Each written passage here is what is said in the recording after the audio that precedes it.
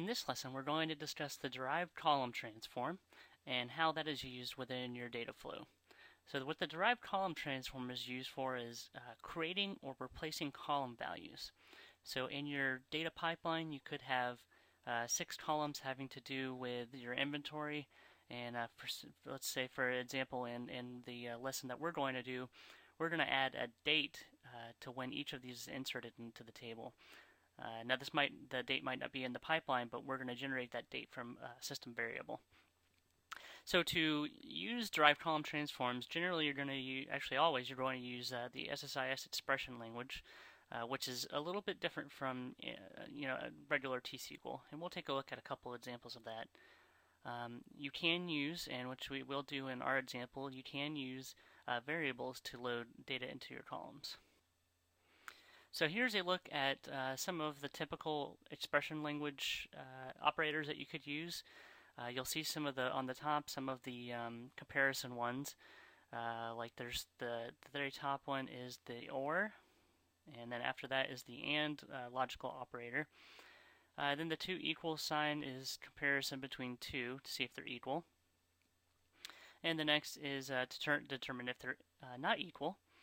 And then the question mark for the colon is the conditional operator, which you have just about in every coding language, which is kind of the if then this kind of thing.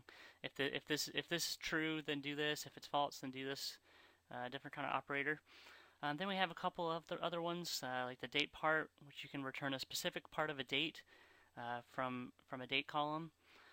There's also the isNull, which does test to determine if a column has a null, and then to do based on that null, do something.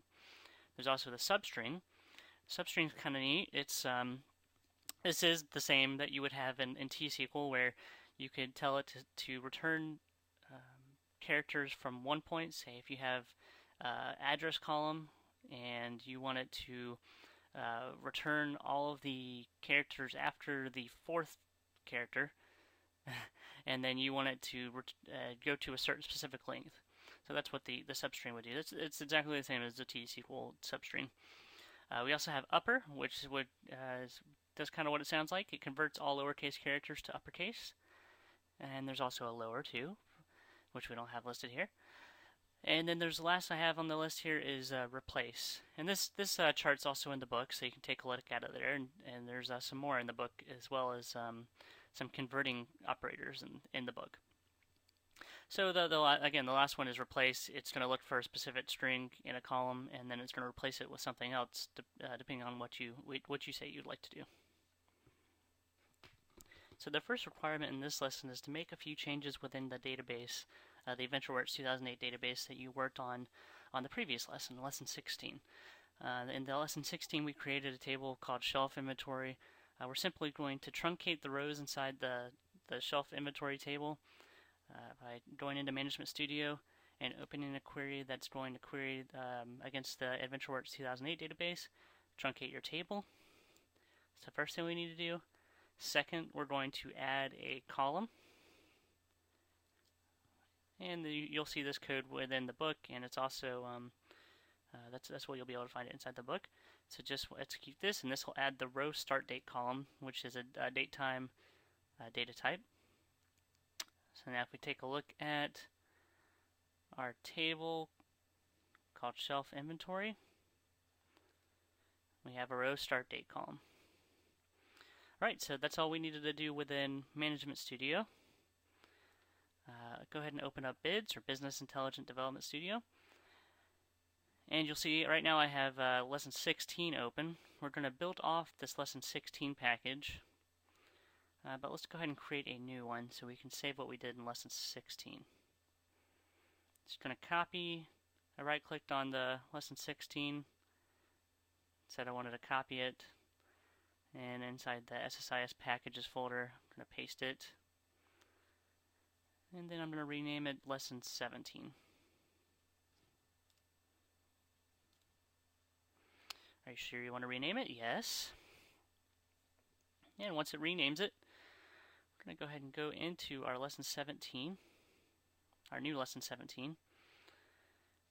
And what we're going to do in this time is this lesson's all about the derived column transform. So let's begin by inside the data flow, which I've already entered. I moved over to the tab. Let's go to the toolbox and let's bring over a derived column transform.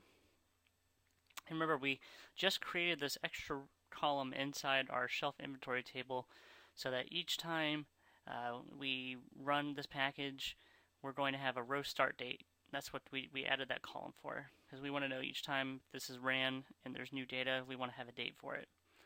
So we're going to do that between the data conversion and the LIDB destination. The reason I have this little exclamation mark here is because I changed my destination table. So if we go inside here and take a look at the mappings, you'll see that we have this extra column now, or yeah, this extra column that we just created, but does not have anything going into it, which we're going to fix that right now. So let's cancel on there and delete the precedence constraint, or the constraint between data conversion and the LIDB destination.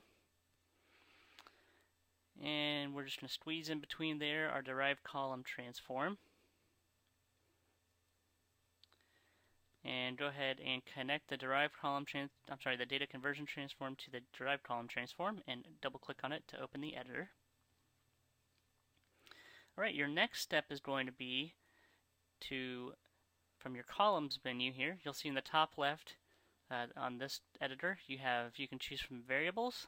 All the variables that are currently here are system variables, which are variables within SSIS, such as the container start time, the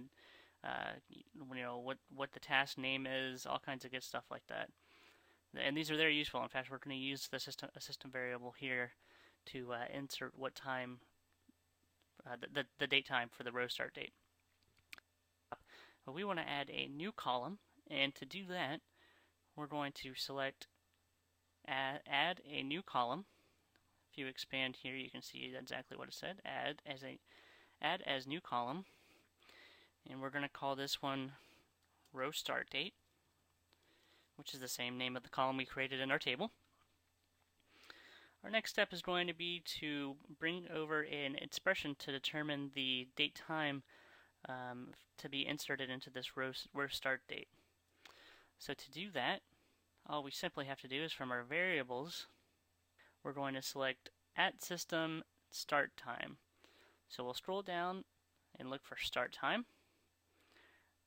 And this variable is built so that it can insert the time that the package was ran. So as soon as this package is ran, that's what this variable is going to have. And it automatically, because of the variable, it knew that it's a date time, or that it's a date, which is good. Go ahead and click OK. You also notice that we do have some of the expression work. We talked in the slides, the second slide, about the different expressions that you can use. This has a lot of the operators that are available.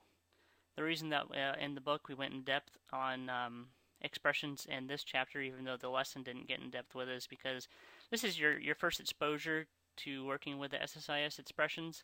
So it's good that we kind of went into it a little bit now that you're just touching on them here, but you'll have that reference so that anytime you're further on in the book that you use expressions, you can refer back to this chapter, this lesson, which covers expressions in depth.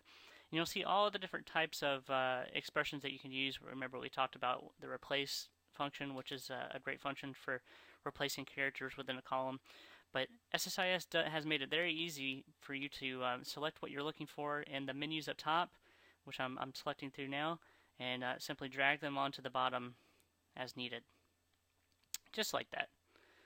And again, like I said, we'll in future lessons we'll get more into expressions, but because this is your first touch of using them, we wanted to make sure that we went ahead and exposed you to as much as possible. So what we have here simply is we're adding this column to our pipeline, our data flow pipeline, called row start date, and we're giving it the value of start time of the package. So we're ready to click OK. If you double click on the constraint here and you look at the metadata, you'll see that we have all of these columns, but row start date is not included because our derived column transform created it. It created this new column in the pipeline. So once we connect this to our destination, so connect your green arrow from your derived column to the LIDB destination, double click again on the constraint, and check out your metadata, you'll now have that row start date. So that's what the derived column did in this circumstance. The derived column could, if we wanted, it could replace a value. If you notice, whenever we did the drop down, it could replace values in these columns. But in this case, we're just creating a new column altogether. Alright, so let's go into the OLEDB destination. We have one last step within the mappings. If you remember, whenever we first started this package, that it had the exclamation mark with the yellow triangle around it. It's telling us that there was something wrong with our mappings. We can now correct that because we have that row start date in our input columns.